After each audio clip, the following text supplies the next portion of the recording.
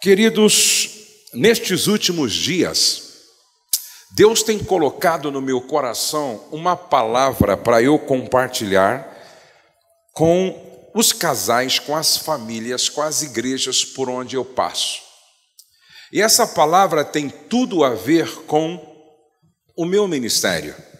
Há 29 anos que eu viajo pelo Brasil e o mundo, pregando uma mensagem que tem a ver com a implantação da cultura do reino de Deus nas famílias. Com a implantação da cultura do reino de Deus nas famílias. Eu quero que vocês entendam uma coisa. Deus não quer te levar para o céu agora. O céu é muito bom, mas eu acho que quem quer ir para o céu hoje à noite aqui, levante a mão. Então, o Senhor vai te chamar esta noite para a glória, então. Brincadeira, gente. O céu é muito bom, mas ninguém quer ir para lá antes do tempo, não é verdade? Se Deus não quer me levar para o céu agora, Ele quer trazer o céu para a minha vida agora. Ele quer trazer o céu para a minha casa agora. A vontade de Deus é que a sua casa seja uma extensão do céu. A vontade de Deus é que a sua casa viva essa experiência celestial. A vontade de Deus é que eu carregue dentro de mim essa realidade celestial. Esta é a vontade de Deus. Agora, é interessante que Deus tem falado comigo sobre isso a partir dos pais. A partir dos pais. E quando eu falo de paternidade, isso tem a ver com todos aqui. Tem a ver com todos aqui. Sabe por quê? Preste atenção nisso. Quando eu e a Rose, nós fomos adotar o nosso filho Pedro Henrique, a Rose já tinha adotado o Pedro bem antes de mim no seu coração. E sempre que você vai tomar uma decisão tão radical como essa, de adotar uma criança que está na barriga da mãe ainda, surgem os profetas do caos, não é verdade? Você é louca, eu conheço um casal que adotou e não deu certo. Eu conheço uma família que adotou e foi um problema. Eu conheço uma história. Aparecem assim os profetas do caos. Agora preste atenção. Você já ouviu falar de uma criança que nasceu fumando maconha, sim ou não? Você já ouviu falar de uma criança que nasceu cheirando cocaína, sim ou não? Você já ouviu falar de uma criança que nasceu assaltando o banco, sim ou não? Sabe por quê? Filho não vem pronto. Cada filho é o resultado do trabalho dos pais. Cada filho é o resultado do trabalho que os pais estão fazendo. Agora escute isso.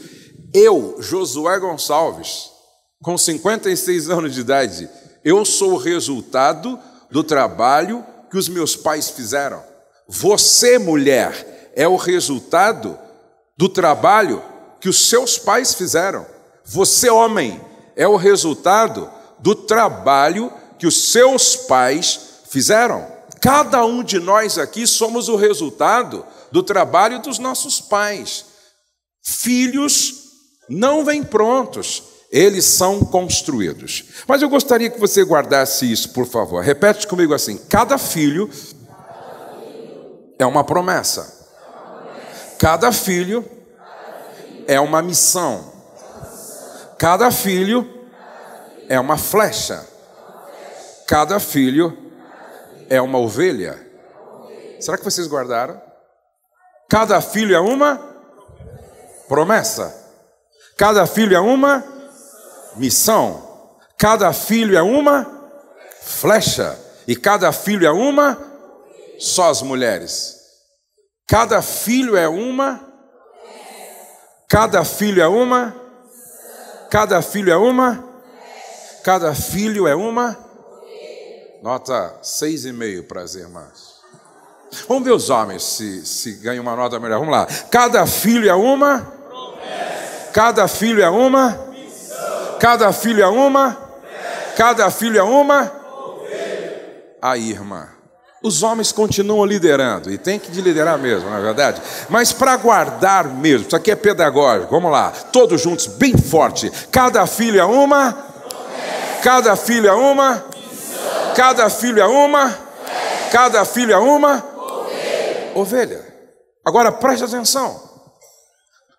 O irmão falou aqui, o pastor falou daquela mãe que o marido morreu, ficaram dívidas, os credores vieram para levar os seus 2 filhos como escravos para quitar a dívida.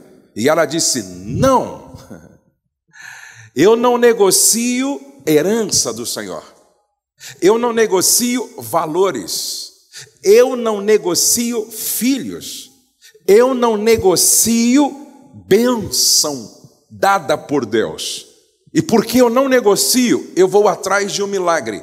Eu creio em milagre. Na nossa igreja, todo culto, nós terminamos assim: olha, o céu não está em crise, Deus está no controle, nós cremos em milagres e a nossa família está debaixo da graça de Deus.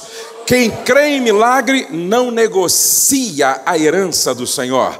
Quem crê em milagre não negocia o que Deus lhe deu. Quem crê em milagre não negocia promessas do Senhor.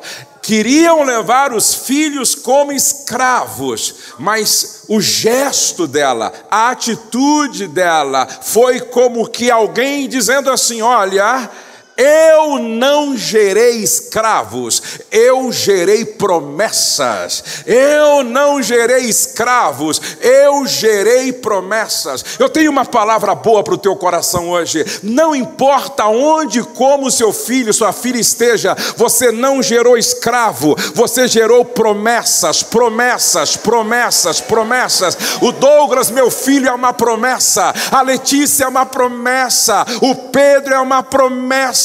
O meu neto Davi é uma promessa. Minha netinha Luísa é uma promessa. O meu netinho Joaquim é uma promessa. Eu sou uma promessa que gerei promessas para a glória do nome do Senhor. Então presta atenção. O seu filho não nasceu para ser escravo. Mas pastor, ele é um problema. Não, ele não é um problema. Ele está vivendo um problema, mas ele é a herança do Senhor. Mude essa forma de pensar. Sua filha não é um problema, ela está vivendo um problema, uma fase difícil, porque a minha Bíblia diz que os meus filhos são herança do Senhor. E se Deus tem promessa e eles são promessas, a seu tempo o milagre vai acontecer. O milagre vai acontecer. O milagre vai acontecer. Se vocês creem, digam amém. Amém. Agora diga: cada filho é uma missão. Olha que coisa interessante. Jesus precisa vir ao mundo. E ele não aparece como ermitão no deserto da Judéia. Ele não aparece como extraterrestre lá no deserto da Judéia. Não. Ele nasce dentro de um contexto familiar. Ele é gerado por obra e graça na barriga de uma mulher que faz parte de uma família. Agora, raciocine comigo. Deus, na sua onipotência, na sua onisciência, Deus, como aquele que governa sobre tudo, poderia pensar assim: olha, eu vou, através do meu espírito, fazer uma obra em Maria. Ela vai ficar grávida por obra e graça do Espírito Santo. E esse mesmo Espírito Santo que vai operar esse milagre na barriga da Maria, eu vou fazer com que ele capacite Maria para criar Jesus sem precisar de homem nenhum, sem precisar de ninguém. Ela vai ser mãe solteira independente. Deus poderia ter pensado assim. Agora veja como o papel do homem dentro de uma família é imprescindível, indispensável, preponderante. Deus chama José e diz: você vai ser o pai adotivo do meu filho, porque a figura do homem não pode faltar dentro de uma casa. Nem o meu filho vai crescer sem uma figura de um pai dentro de casa. Eu sou espírito, mas o meu filho, como ser humano, precisa ter uma referência masculina, precisa ter uma referência de pai, precisa ter uma referência de macho, precisa ter uma referência de homem, precisa ter uma referência paterna. Preste atenção como isso é sério. Agora, preste atenção. Deus chama José e dá para ele uma missão. Diga: cada filho, uma missão. Dá para você imaginar a responsabilidade de José? Quem era aquele bebê?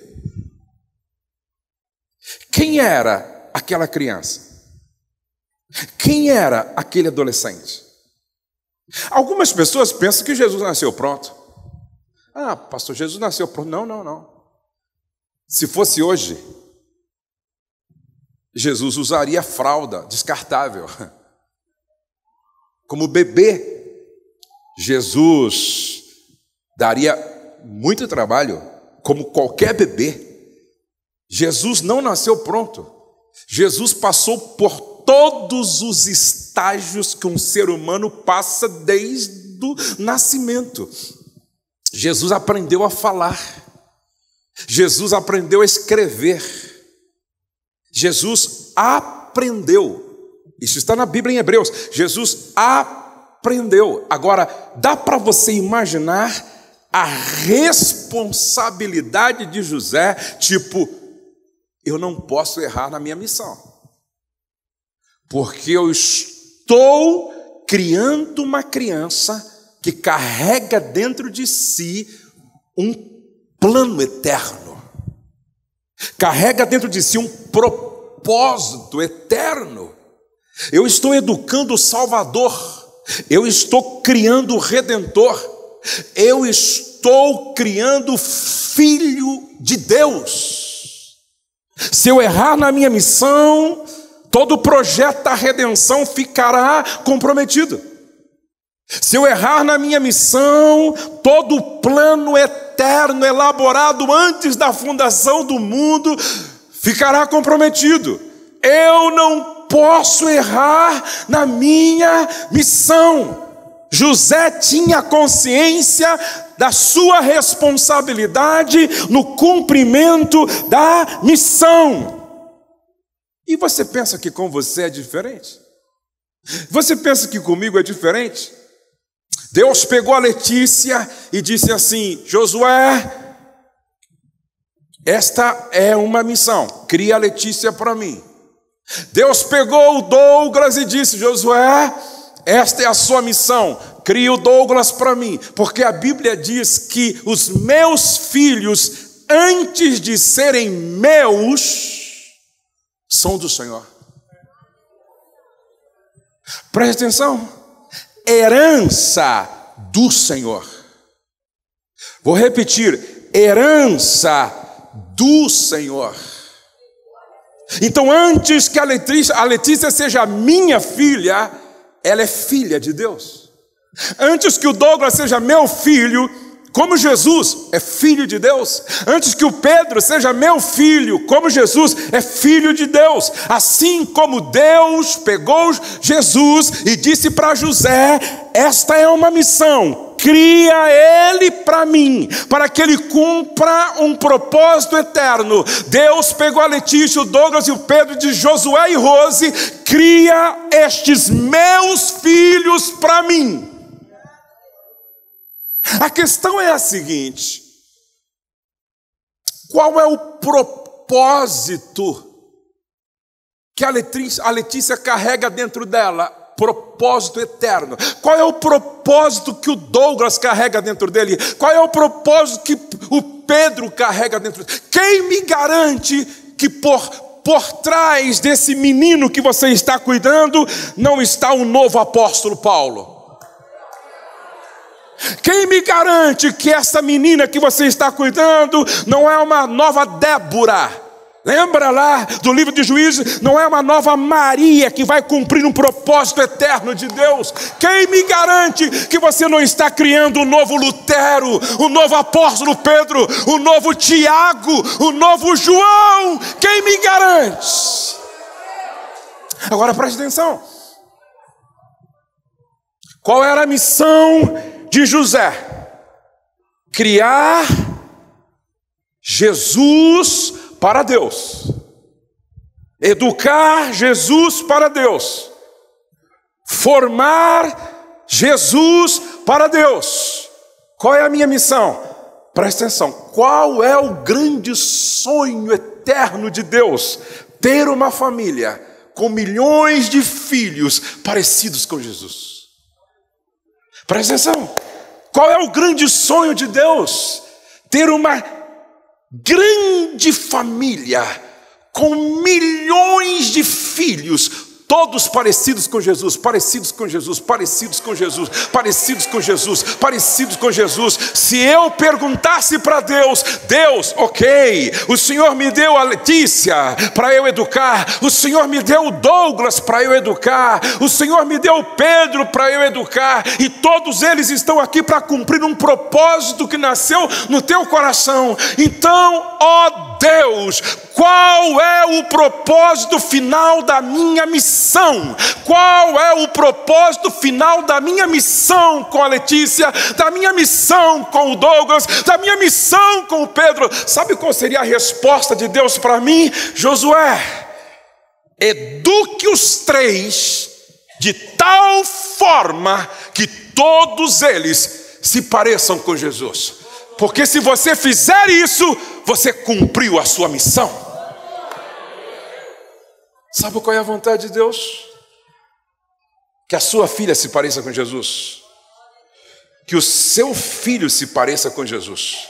Agora vem uma outra pergunta. Ok, então eu tenho que educar os meus filhos para se parecer com Jesus. Então qual é a maneira mais prática? Qual é a melhor maneira para que os meus filhos se pareçam com Jesus? Eu me parecendo com Jesus. A melhor maneira de formar filhos parecidos com Jesus é se parecendo com Jesus. O grande problema é que tem alguns pais que mais se parecem com o diabo.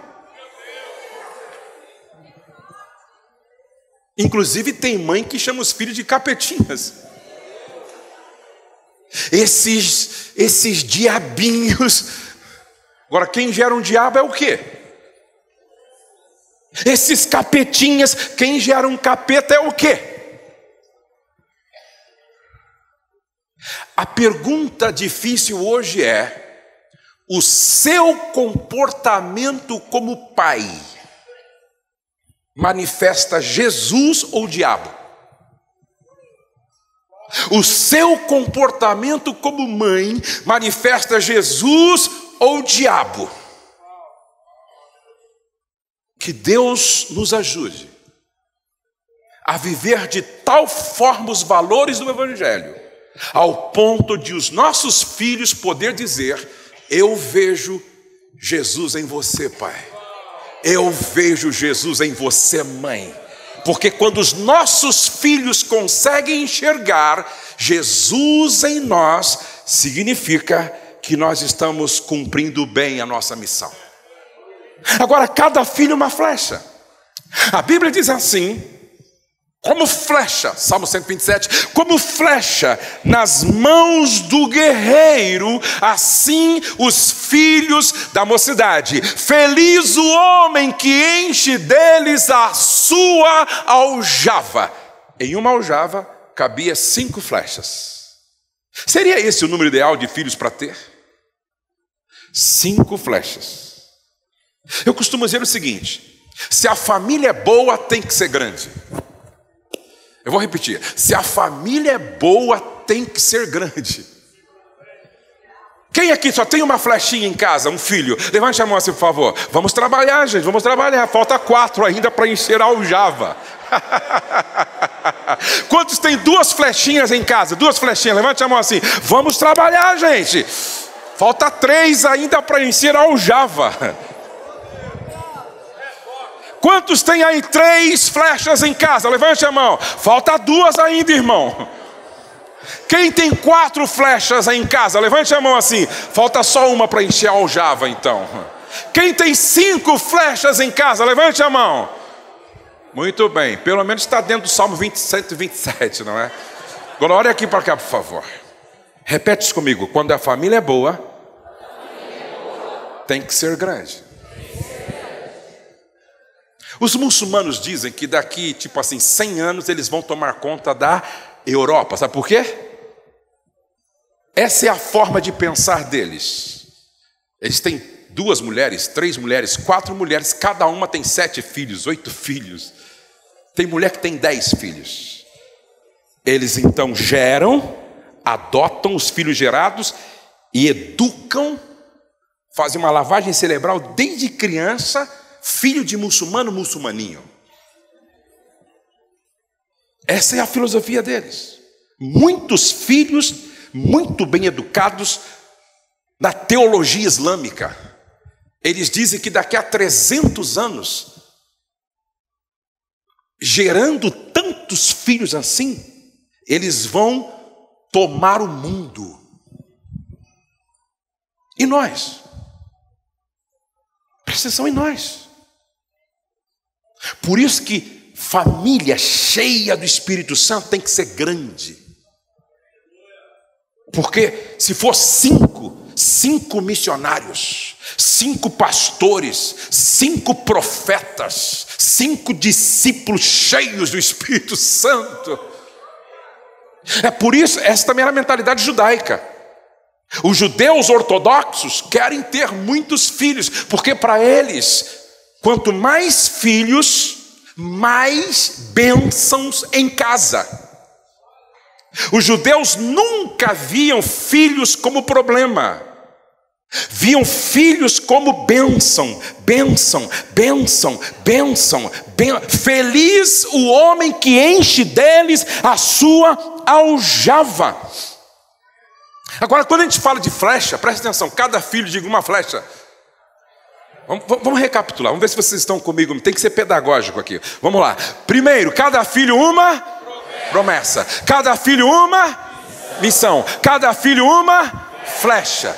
Quando a gente pensa na flecha, primeiro a gente tem que pensar em guerra, porque o salmo está a ilustração é de guerreiro, flecha, guerra. Eu tenho insistido com os pais, esse mundo não é uma Disney World. Esse mundo é um campo de batalha. Por isso, cada filho precisa ser treinado como um guerreiro. Cada filha precisa ser treinada como uma guerreira. Me entende? Por exemplo, quando eu vou para Israel, eu sempre vou a Israel, levo uma caravana de casais, eu acho maravilhoso, porque lá em Israel, todos os meninos vão para o exército e todas as meninas vão para o exército, todos.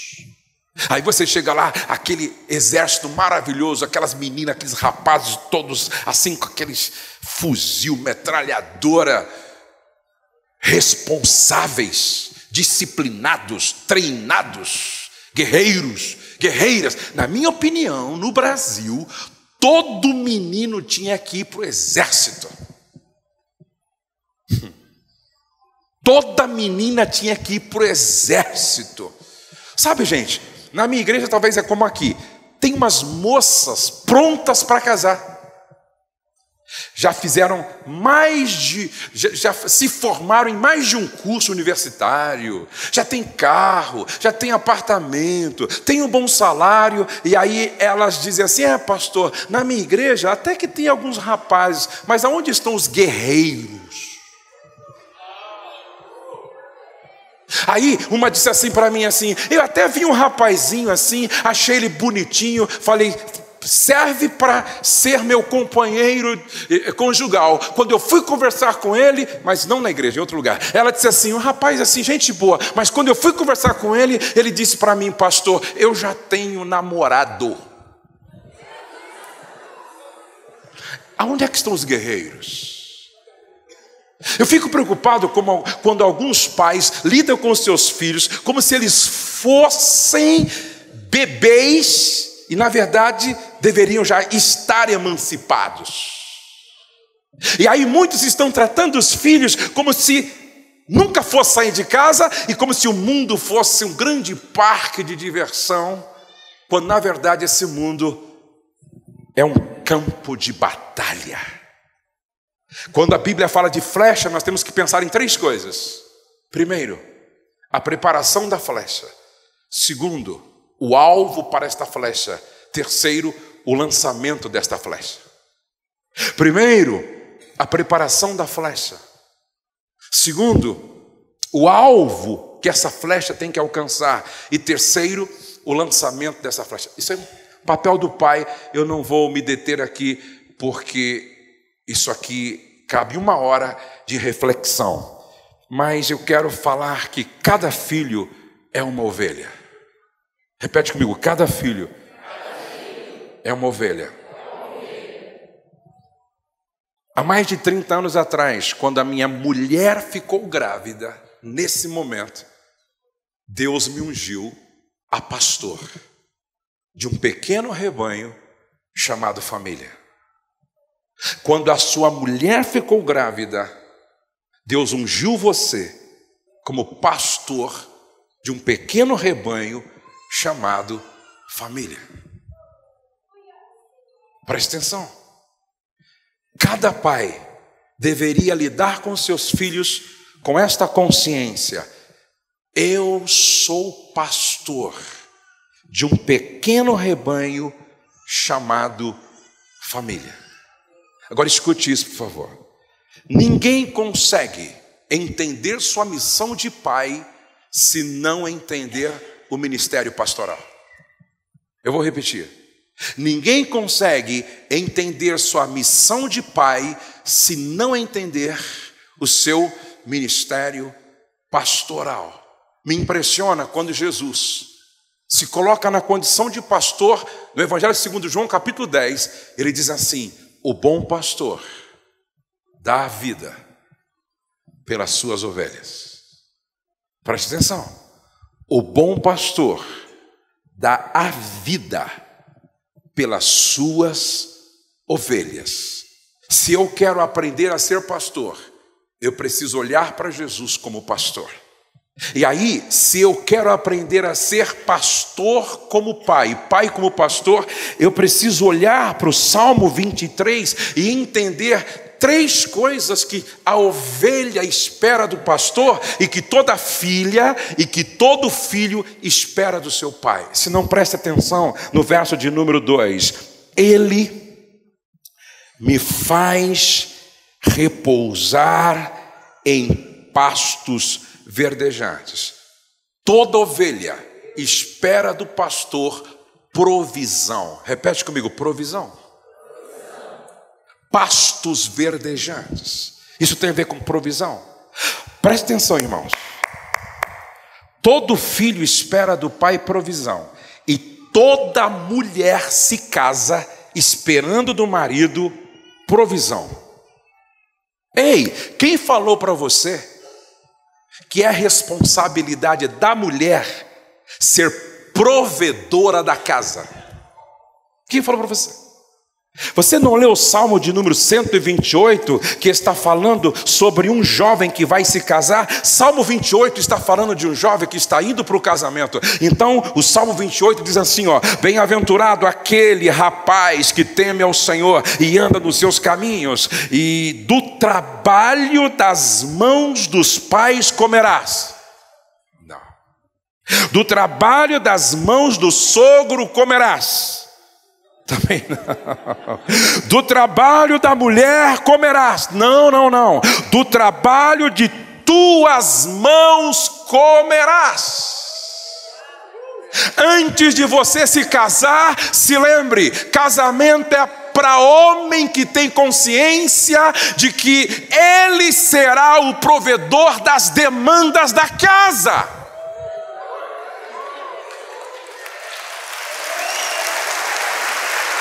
Do trabalho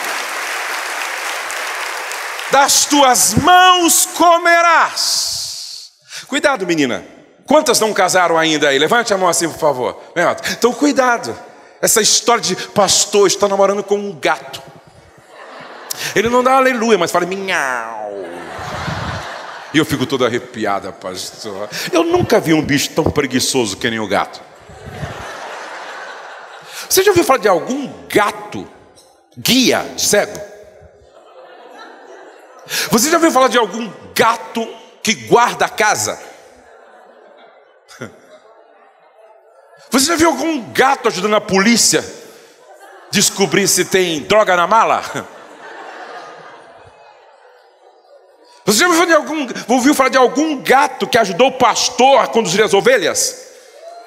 Você já ouviu algum gato ajudando aquele cara que fica tocando lá os gados, os bois? Gente, tem hora que fica me perguntando, para que Deus criou o gato? Deve ter um propósito, mas eu não descobri. Meu Deus, explica para mim para que serve o gato, gente. Então, irmã, cuidado com essa história de dizer, ele é um gato, ele é um gato. Pastor, ele não gosta de trabalhar. Mas quando casar, né, pastor? Piora.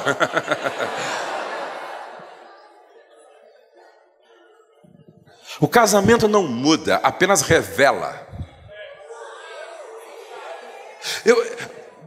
Presta atenção, se não gosta de trabalhar solteiro, quando casar piorou, porque vai ter você para sustentar ele. Presta atenção, repete comigo assim: todo filho espera do pai provisão. Repete comigo, toda mulher se casa esperando que o marido seja provedor.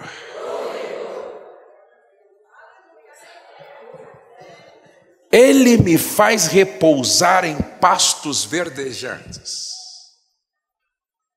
Um filho que cresce sem um pai provedor terá problema, porque ele não teve um modelo saudável. E nós reproduzimos padrão de comportamento, ou padrões de comportamento. Aí tem alguns pais que dizem assim, eu não sei porque os meus filhos estão reclamando, não é? Lá em casa não falta picanha, não falta alcatra, não falta filé mignon, não falta pão de trigo, de queijo, bolo de cenoura, não falta pão na mesa. Mas preste atenção, provisão material, provisão emocional, provisão espiritual. O pastor da família é aquele que se preocupa com o corpo, que se preocupa com a alma e que se preocupa com o espírito. Aonde é que está o problema? Muitas vezes não falta provisão para o corpo, mas não há provisão para a alma, não há pasto verdejante para o espírito. Se não houver esse equilíbrio, nós vamos continuar perdendo os nossos filhos dentro de casa. Eu estava ministrando em uma cidade no Brasil, e naquele hotel, no intervalo, conversando com o pastor que me convidou, ele disse assim: Josué, aconteceu uma tragédia com o dono desse hotel, que é um dos homens mais ricos do estado. O que foi?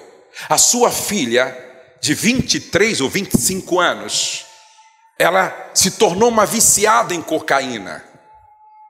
E ela foi para uma clínica para ser liberta desse mal.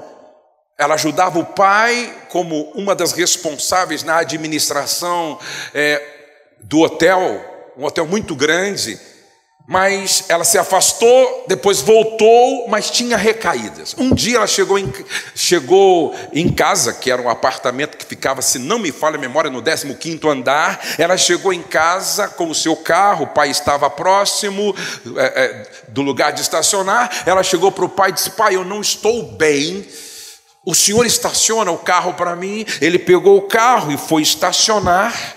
E não sei se era subterrâneo ali, tinha a garagem do prédio subterrânea. Ele foi lá guardar o carro e tal, depois voltou. E quando ele estava voltando, a filha subiu rápido para o apartamento onde eles moravam. E ela foi até o seu quarto e saiu até onde ficava assim uma proteção de nylon.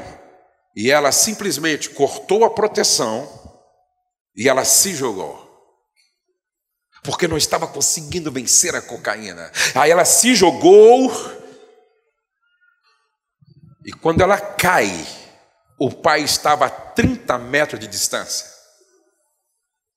Pior, ela caiu sobre algumas coisas pontiagudas. O pai viu o corpo da filha em pedaços. Até hoje esse homem não conseguiu se recuperar. Logo, bem próximo, um casal entra no quarto e encontra um filho de 11 anos enforcado na beliche. Mas a maior tragédia que nós ouvimos falar foi essa que aconteceu em Suzano, quando 2 jovens entram na escola, um com flechas e machadinha, e o outro com um revólver.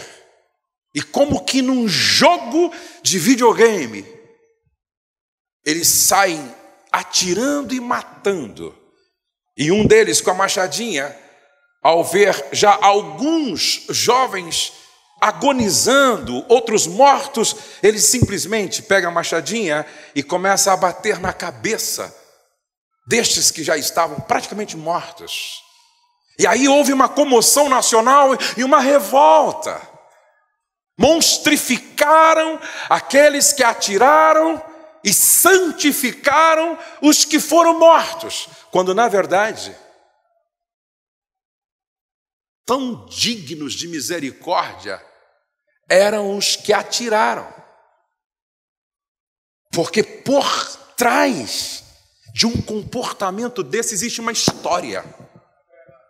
Deixa eu dizer para você, pare de pré-julgar as pessoas, porque por trás de cada comportamento existe uma história. Uma história que nem sempre eu conheço e uma história que nem sempre você conhece. Sabe qual era o problema desses 2 jovens assassinos? Eles cresceram em uma casa sem pastor. Vou repetir, eles cresceram em uma família sem pastor. Eles cresceram em um ambiente onde não houve as 3 principais coisas que qualquer ser humano precisa desde o ventre, e está no Salmo 23. Primeiro, Salmo 23:2, não houve provisão para eles, não houve provisão. Número 3, refrigera minha alma, guia-me pelas veredas da justiça, por amor do teu nome. Não houve direção, guia-me pelas veredas da justiça. Não houve um pastor guiando, não houve um pastor pastor dirigindo, não houve um pastor guiando pelas veredas da justiça por amor da sua reputação. Não houve. Verso de número 3, no verso número 4 diz assim: ainda que eu ande pelo vale da sombra da morte, não temerei mal algum, porque tu estás comigo, Pai. Tu estás comigo, Pai. Tu estás comigo, Pai. E o teu bordão e o teu cajado me consolam e me protegem. Faltou para eles provisão, faltou para eles direção e faltou para eles proteção por causa da presença. Sabe por quê? Há um número enorme de filhos se perdendo. Sabe por quê? Há um número enorme de meninas ficando grávidas na adolescência. Sabe por quê? Há um número enorme de meninos experimentando depressão, porque falta um pai pastor que dá provisão, direção e proteção por causa da presença. A presença do pai é insubstituível na vida dos filhos. Não tem dinheiro que substitua, não tem telefone celular de última geração que substitua, não tem nada que possa substituir a presença do Pai. Ei, ouça isso, nem Deus, onipotente, onisciente, onipresente, deixou Jesus sem proteção, provisão e direção através de José. Nem Deus, quanto mais eu. Se você me pergunta, pastor Josué, por que o Douglas deu certo? Por que a Letícia, sua filha, deu certo? Por que o Pedro está dando certo? Porque eu sempre tive esta consciência: se Deus me deu uma missão, eu vou ser pastor da minha casa, eu vou ser pastor da minha família, eu vou ser pastor do meu lar, eu vou ser pastor.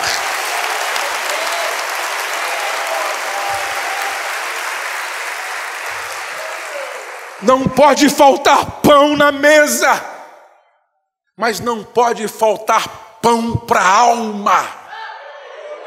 O pão do beijo, o pão do carinho, o pão do abraço, o pão do afeto, o pão do aconchego, o pão da palavra de afirmação, o pão da palavra de bênção. E não pode faltar o pão vivo que desceu do céu, que é a palavra de Deus.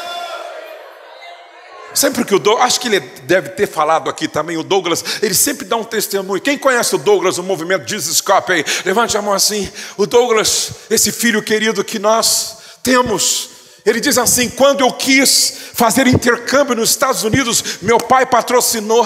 Eu voltei dos Estados Unidos, eu quis fazer faculdade de psicologia, meu pai patrocinou. Depois eu quis casar, meu pai me ajudou. Quando eu comprei meu primeiro carro, meu pai me ajudou. Quando eu quis fazer um curso de coaching, meu pai me ajudou. Aí ele diz o seguinte: mas nada se compara ao investimento de tempo que o meu pai fez em mim, fazendo com que eu me tornasse, fosse um apaixonado pela palavra, um apaixonado pela Bíblia, um amante da palavra. E ele até brinca, quando meu pai chegava em casa, ele nunca me perguntou: quanto você tirou em matemática? A pergunta era: decorou o Salmo 23? Decorou o Salmo 91? Decorou o Salmo 1?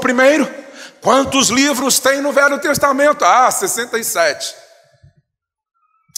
E no Novo Testamento, se não me falha a memória, 27. 66 e 27. Aí então, agora fala o nome dos livros para o pai. Lá vem Gênesis, Levítico, Número, Deuteronômio, Josué e tal. E no novo. E eu insistia. Hoje o Douglas é engraçado, gente, que naquela época era fita de VHS, não era? Eu gravava 7 horas de desenhos animados da Bíblia. E ele, pai, quero assistir desenho. Então eu colocava a fita, 7 horas de Arca de Noé, Sansão, apóstolo Paulo. Gente, isso era tão sério que falava, vai celebrar na cabeça das crianças. Eu ficava olhando eles assim, assistir. Antes que os desenhos falassem, eles repetiam a fala, decorou, repetiam a fala. Hoje o Douglas é tão apaixonado pela Bíblia que ele me contou que ele foi numa feira e encontrou uma Bíblia de plástico. E ele comprou para ler a Bíblia tomando banho.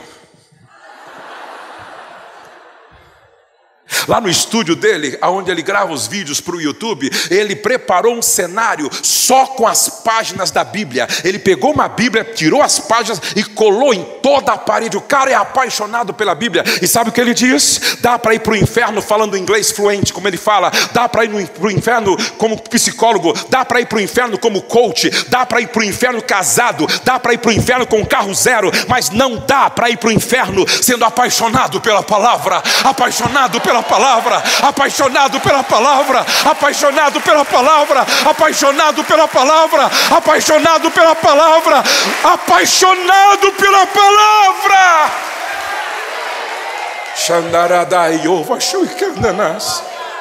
Há um mover da glória de Deus neste lugar. Há um mover do Espírito Santo neste lugar. Você não veio aqui por acaso. Foi o Espírito Santo que te trouxe aqui, porque Deus quer começar um avivamento na sua cozinha. Deus quer começar um avivamento na sua sala. Deus quer começar um avivamento no seu quarto. Deus quer começar um avivamento no seu lar. Deus quer levantar um exército de pais que sejam pastores da sua casa, pastores da sua família. Eu quero terminar, porque o Espírito Santo colocou isso no meu coração hoje. Todo filho espera ser abençoado por seus pais. Todo filho espera ser abençoado por seus pais. Preste atenção. A Bíblia diz assim: a morte e a vida estão no poder da língua. Um pai que tem consciência da sua missão, um pai que tem consciência de que cada filho é uma promessa, um pai que tem consciência que cada filho é uma flecha, um pai que tem consciência que cada filho é uma ovelha, jamais fala uma palavra que tem o peso de uma praga. Jamais. Pastor abençoa e nunca amaldiçoa. Pastor levanta e nunca derruba. Palavras são sementes para tudo na vida. Preste atenção. A nossa autoimagem e autoestima são as lentes através das quais nós enxergamos tudo na vida. Ou seja, o meu sucesso ou o meu fracasso depende de como eu me percebo, de como eu me vejo. Você já parou para pensar como é que Jesus se via? Como ser humano. Como é que Jesus se via? Como alguém que tinha consciência do seu chamado. Como é que Jesus se percebia? Leia os evangelhos. Ele dizia assim, eu sou o pão embolorado. Sim ou não? Eu sou o pão vivo que desceu do céu. Eu sou o caminho, a verdade e a vida. Eu sou o bom pastor. Eu sou a luz do mundo e quem me segue não andará em trevas. Eu sou, escute isso aqui por favor, tudo o que você coloca na frente do eu sou te define. Tudo o que você coloca na frente do eu sou te define. Agora você pensa que a mente de Jesus veio programada com toda essa convicção a respeito de si mesmo? Não. Isso foi plantado pelo Pai. Isso foi plantado tanto por José como por Deus, tanto pelo seu pai eterno quanto pelo pai adotivo. O que Jesus falava era o resultado das ministrações de José e do próprio pai. Por isso esse filho se via como: eu sou o pão vivo. Quem foi que te falou isso? Meu pai. Eu sou o caminho, a verdade e a vida. Por que você tem essa certeza? Meu pai me falou. Eu sou o bom pastor que dá a sua vida pelas suas ovelhas. Por que você tem essa consciência? Estive conversando com meu pai. Eu sou aquilo que o meu pai profetizou sobre a minha vida. Sabe por quê, gente? Palavras de um pai desenham o futuro profético de um filho. Palavras de uma mãe desenham o futuro profético de um filho. O que é que você vem falando para o teu filho? O que é que você vem falando para a tua filha? Pai e mãe, o que é que vem sendo profetizado, declarado, afirmado? Algumas palavras que nunca deveriam ser ditas dentro de casa nenhuma. Seu burro, seu besta, seu idiota, sua anta, sua vaca, não vai prestar para nada. Desculpa a expressão, seu merda, nunca! Você é pastor, você é guerreiro com flechas na mão, você tem uma missão de formar filhos parecidos com Jesus. Seus filhos não são isso tudo que eu acabei de dizer, são herança do Senhor. Quando os meus filhos nasceram, Letícia nasceu, pegava no colo, nasceu para vencer, nasceu para dar certo, nasceu para a glória de Deus. Douglas nasceu para vencer, nasceu para dar certo, nasceu para a glória de Deus. Pedro chegou em casa cheio de traumas intrauterinos, porque foi rejeitado pelos pais, avós, na barriga da mãe. Mas quando chegou em casa a história é outra. Nasceu para vencer, nasceu para dar certo, nasceu para louvor e glória do nome do Senhor. Gente, eu ouvi algo extraordinário lá no nossa conferência Pastor, Discipulando Pastor, da boca do pastor Edmundo. Ele disse algo extraordinário: o que te define não é o seu passado, é a sua origem. O que te define não é o seu passado, é a sua origem. Porque o seu passado começa no ventre da sua mãe, mas a sua origem é a mente de Deus, é o coração de Deus. Antes de você existir no ventre da tua mãe, você já existia no coração de Deus, na mente de Deus. Você não é um erro da natureza, você é uma promessa do eterno. Você é uma promessa do eterno. Você é uma promessa do eterno. É isso que define você, é isso que me define. Aí, quando a Letícia começou a falar, eu estava em casa, eu ia no quartinho dela e eu dizia assim: repete com o pai aí: eu nasci para vencer, eu nasci para vencer, eu nasci para dar certo, eu nasci para dar certo, eu nasci para louvor e glória do nome do Senhor, eu nasci para louvor e glória do nome do Senhor, eu nasci para ser uma bênção, eu nasci para ser uma bênção. O Douglas começou a falar: repete com o pai aí: eu nasci para vencer, eu nasci para dar certo, eu nasci para a glória de Deus. E ele foi crescendo, né? E aí pré-adolescente, eu entro no quarto um dia: e aí? Já sei, pai, nasci para vencer, para dar certo, para a glória de Deus, para ser uma bênção. O Senhor meu pastor, nada me faltará. Está tudo certo, pai. Não aguentava mais isso. Pedro, mesma coisa. Agora meus netos, a Luísa, o Davi. O meu neto Joaquim, ele tem um pequeno grau de autismo. Mas a minha filha inculcou tanto isso na cabeça dele, que eles estavam dormindo comigo esses dias, e eu contei uma história longa, inventei uma história de 6 porquinhos, que depois nem eu sabia o nome de todos, mas então eu levantei, eu contando a história para eles, e aí eu criei uma situação que o porquinho dormiu, sonhou que era uma criança, e a criança dormiu e tal, e aí para eles dormirem. E aí quando o Davi já estava dormindo, a Luísa também. Aí esse que tem um pequeno grau de autismo falou assim: eu vou, só não vai orar não? No escuro. Eu nasci para vencer, eu nasci para ser. Ele mesmo, eu nasci para ser campeão. Ele repetindo. Aí outro dia o Davi estava lá em casa. E o Davi, vamos repetir como eu vou? Ele jogando assim, não é? Tal. E ele, a Luísa, jogando ou vendo alguma coisa lá no tablet, no celular da avó, do vô. Aí, ô Davi, repete como eu vou aí. Eu nasci para vencer. Ô vô, você está me atrapalhando, pô.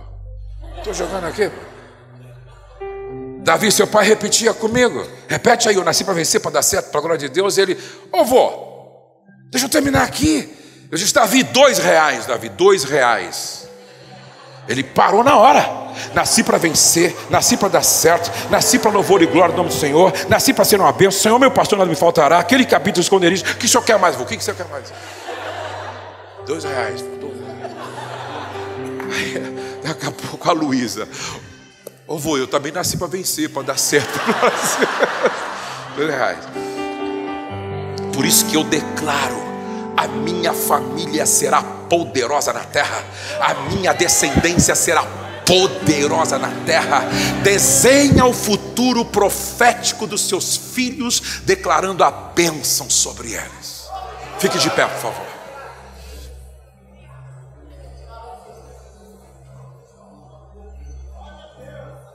Antes que Jacó morresse,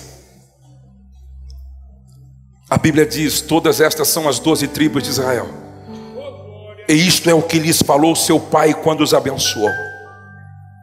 A cada um deles abençoou segundo a sua bênção. Vem aqui você vai ser o José hoje aqui. Aí Jacó chamou José, chamou todos. Um deles, José. José, vem, se ajoelha, por favor.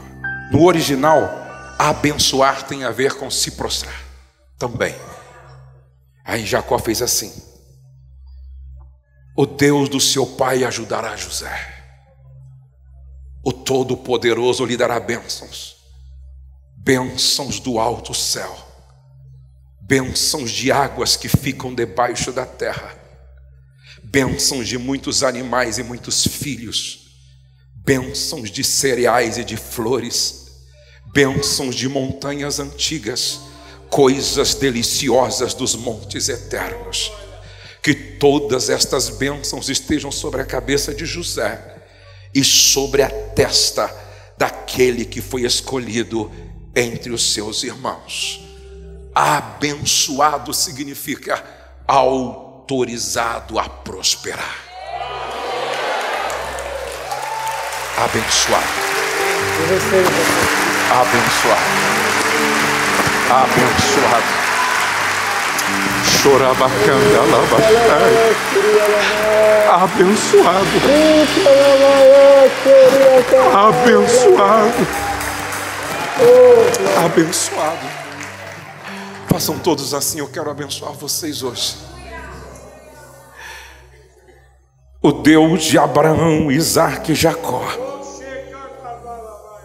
te ajudará. O Todo-Poderoso lhe dará bênçãos, bênçãos do alto céu, bênçãos de águas que ficam debaixo da terra, bênção de muitos animais e muitos filhos, bênçãos de cereais e de flores, bênçãos de montanhas antigas, coisas deliciosas dos montes eternos.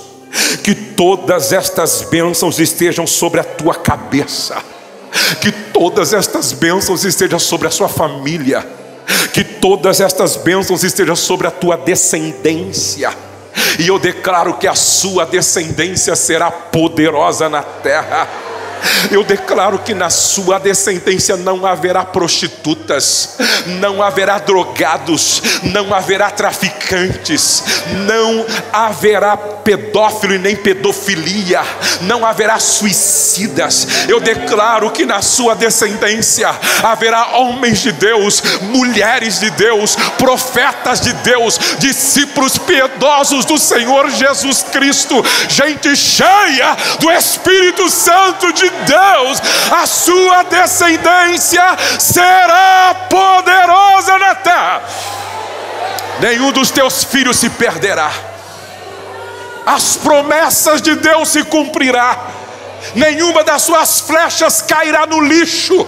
Elas vão alcançar o alvo dentro do propósito eterno de Deus para a vida delas. Enquanto o grupo vai cantar, agora você está abençoado. E você está abençoado para abençoar. Enquanto o grupo canta, você vai abençoar pelo menos 20 pessoas, dando um abraço e dizendo: abençoado em nome de Jesus. Dê pelo menos 20 abraços e diga: abençoado. E enquanto você abraça, a gente é curada. Enquanto você abraça, a gente é batizada com o Espírito Santo. Enquanto você abraça, há um batismo de alegria acontecendo. Abençoado, abençoado, abençoado.